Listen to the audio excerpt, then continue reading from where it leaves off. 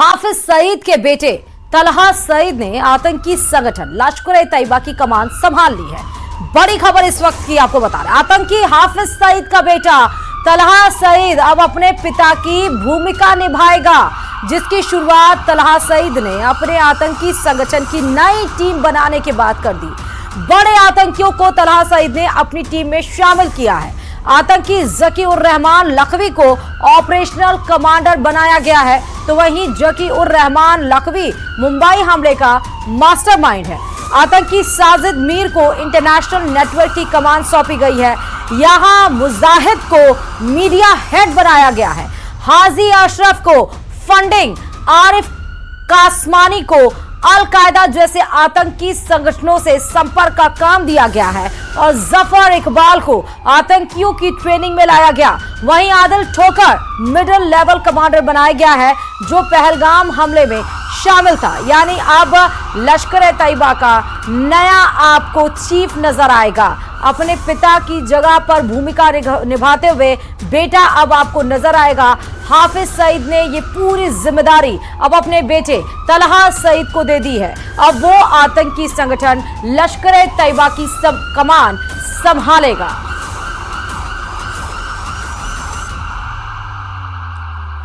पाकिस्तान के रक्षा मंत्री ख्वाजा आसिफ ने एक बार फिर गीदड़ भभकी दी है। सिंधु जल संधि के रद्द होने से बौखलाया पाकिस्तान लगातार गीदड़ भभकी दे रहा है। ख्वाजा आसिफ ने पाकिस्तान के न्यूज चैनल से बात करते हुए कहा कि अगर भारत सिंधु नदी पर निर्माण या कोई जल परियोजना बनाता है तो पाकिस्तान सैन्य कार्रवाई से पीछे नहीं हटेगा, उस पर एक्शन लिया जाएगा।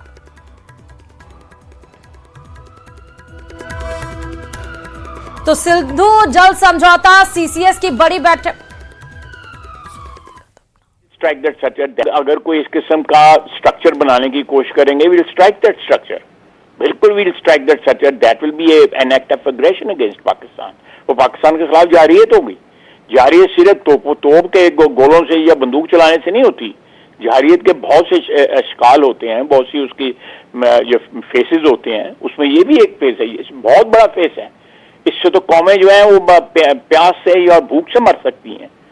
तो ये अगर उन्होंने इस किस्म का अटेम्प्ट भी किया को आर्किटेक्चरल, तो स्ट्रक्चर को पाकिस्तान जो है डिस्ट्रॉय करेगा। और इस बीच पाकिस्तान पर एक और बड़ा प्रहार हुआ है। जी हां, भारत सरकार ने पाकिस्तान से आने वाली चीजों पर अब पूरी तरह से प्रतिबंध लगा दिया है, जिसका मतलब है कि अब कोई भी चीज किसी भी तरह से पाकिस्तान से नहीं आएगी। वाणिज्य मंत्रालय ने कहा कि अब पाकिस्तान से पूरी तरह से आयात प्रतिबंध कर दिया गया। भारत के इस फैसलों को पाकिस्तान पर गहरी चोट बताई जा रही है और इसी पर देखिए ये रिपोर्ट।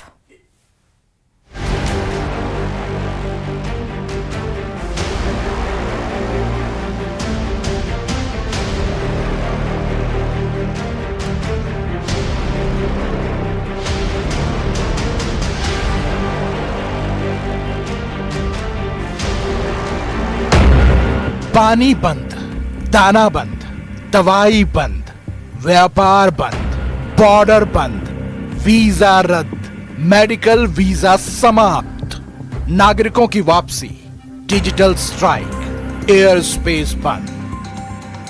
22 अप्रैल को पहलगाम में हुए आतंकी हमले का परिणाम पाप को पालने वाले पाकिस्तान को कुछ इस तरह से मिला है। देश की सरकार ने पाकिस्तान पर ऐसे ऐसे बैन लगा दिए हैं जिससे उसकी कमर टूट जाएगी, उसे एक गहरा आघात लगेगा। पहले पानी की वजह से पाकिस्तान बूंद बूंद को तरसने वाला है, तो अब भारत ने पाकिस्तान से आने वाले सभी सामानों के आयात पर रोक लगा दी है, जिसका मतलब यह है कि अब पाकिस्तान से सीधे या किसी और रास्ते से कोई भी चीज भारत में नहीं लाई जा सकेगी।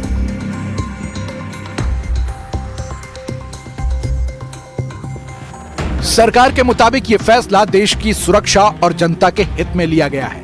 यही नहीं, नियम तुरंत लागू हो गया है। सरकार के नोटिफिकेशन में कहा गया है कि अगर किसी को इस रोक से छूट चाहिए तो उसे पहले भारत सरकार से इजाजत लेनी होगी। पहलगाम हमले के बाद सरकार ने पाकिस्तान से पहले डायरेक्ट ट्रेड यानी एक्सपोर्ट इंपोर्ट को बंद किया था। अब सरकार ने इनडायरेक्ट इंपोर्ट भी बंद कर दिया है, ये पाकिस्तान पर गहरी चोट है।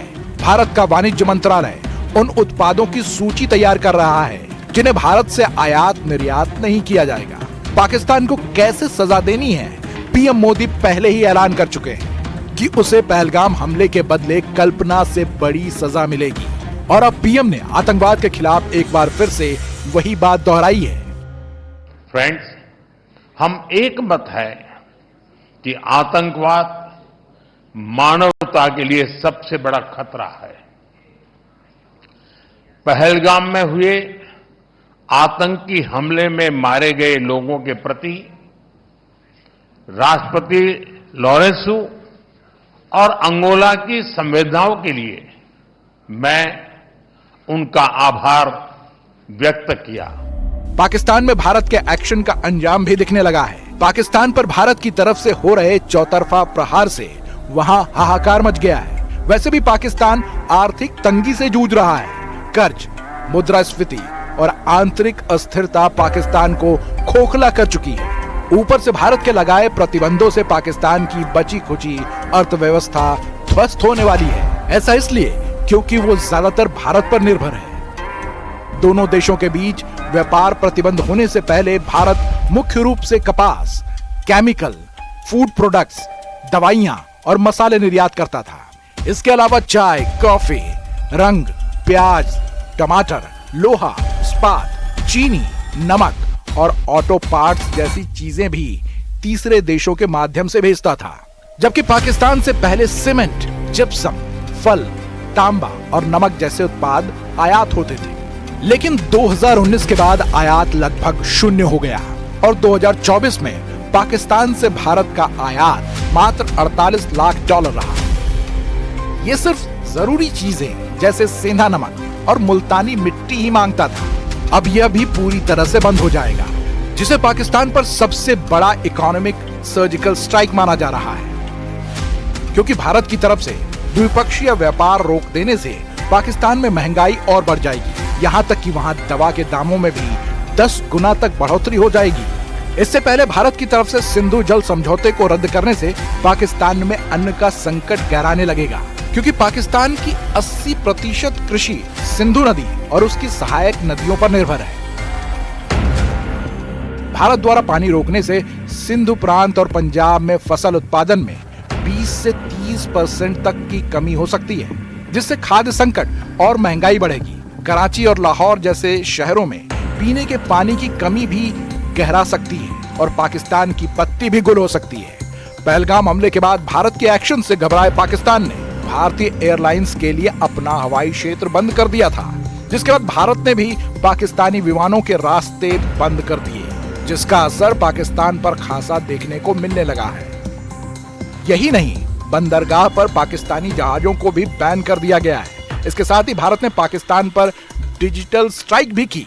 पाकिस्तान के यूट्यूब चैनल और सोशल मीडिया अकाउंट को ब्लॉक कर दिया गया है। इसके अलावा विश्व के मंच पर भी पाकिस्तान को घेरा जा चुका है। पहलगाम हमले के लिए पाकिस्तान को जिम्मेदार ठहराते हुए संयुक्त राष्ट्र और 13 विश्व नेताओं को सबूत दिए हैं, जिसके चलते कई ताकतवर देशों ने आतंक के खिलाफ भारत का साथ देने का ऐलान भी कर दिया है। यानी पहलगाम हमले के बाद पाकिस्तान पर हर तरफ से भारत प्रहार कर रहा है।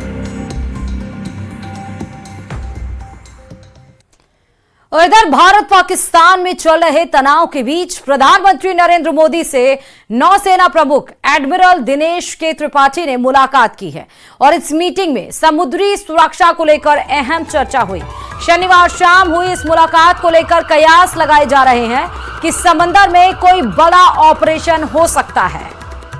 तो पीएम मोदी ने नौसेना प्रमुख एडमिरल दिनेश के त्रिपाठी से मुलाकात की है और इस मीटिंग के बाद से सुर्खियां यही हैं कि इस अहम चर्चा में समुंदर में कोई बड़ा ऑपरेशन देने की बात यहां पर पीएम के द्वारा की गई होगी, क्योंकि जब जब मीटिंग होती है उसके बाद एक बड़ा डिसीजन, बड़ा फैसला सरकार की तरफ से लिया जाता है। तो जब मुलाकात हुई एडमिरल नौसेना प्रमुख एडमिरल दिनेश के त्रिपाठी की, तब भी ऐसी ही चर्चाएं हैं कि बड़ा ऑपरेशन समंदर में लिया जा सकता है।